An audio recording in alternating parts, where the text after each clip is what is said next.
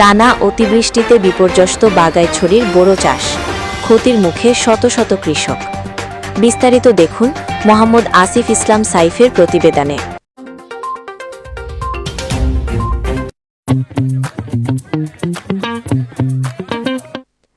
টানা অতিবৃষ্টি ও পাহাড়ি ঢলের কারণে রাঙামাটির বাগাইছড়ি উপজেলায় কৃষকদের জীবনযাত্রা বিপর্যস্ত হয়ে পড়েছে। মাঠ জুড়ে এখন একটাই দৃশ্য, বোরো ধান বাঁচাতে কৃষকদের নিরন্তর সংগ্রাম। প্রকৃতির বিরূপ আচরণে যেন থমকে গেছে তাদের স্বপ্ন, ভেসে যাচ্ছে সারা বছরের কঠোর পরিশ্রম। অতিবৃষ্টি ও পাহাড়ি পানির প্রবল ঢলের প্রভাবে উপজেলার বিস্তীর্ণ এলাকার বোরো ধানক্ষেত পানির নিচে তলিয়ে গেছে। এতে শত শত কৃষক চরম ক্ষতির মুখে পড়েছেন। অনেক জমিতে পাকা ও অর্ধ পাকা ধান ডুবে নষ্ট হয়ে যাচ্ছে, আবার কোথাও স্রোতের পানিতে ধান ভেসে গেছে।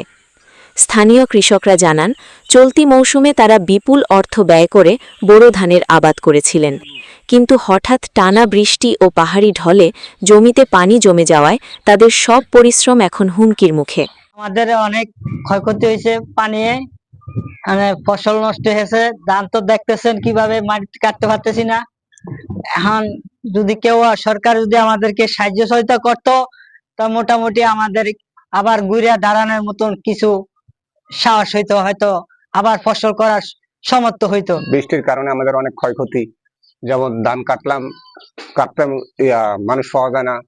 তারপরে দিয়া মানুষ 10 টাকার কামলা এখন 20 টাকা। অনেক ক্ষয়ক্ষতি হইতেছে, ধান পচে যাইতেছে, কামলার ভাবে কাটতে পারতেছি না। মানুষ অনেক টাকা চায়, যেমন একটা ডেলি কামলা 500, 1000, 1200 টাকায় নিচে ডেলি কামলা পাওয়া যায় না। এই অবস্থা আর কি।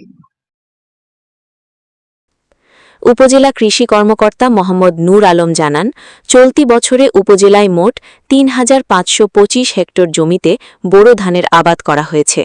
ফলন সামগ্রিকভাবে সন্তোষজনক হলেও বর্তমান অনুকূলহীন আবহাওয়ার কারণে কৃষি বিভাগ দ্রুত ধান কেটে নিরাপদে ঘরে তোলার জন্য কৃষকদের পরামর্শ দিচ্ছেন। তিনি আরও বলেন, বর্তমানে মাঠে দণ্ডায়মান ফসলি জমির পরিমাণ ১,৬৬১ হেক্টর এবং এর মধ্যে প্রায় ১০২ হেক্টর জমির ফসল আংশিকভাবে ক্ষতিগ্রস্ত হয়েছে।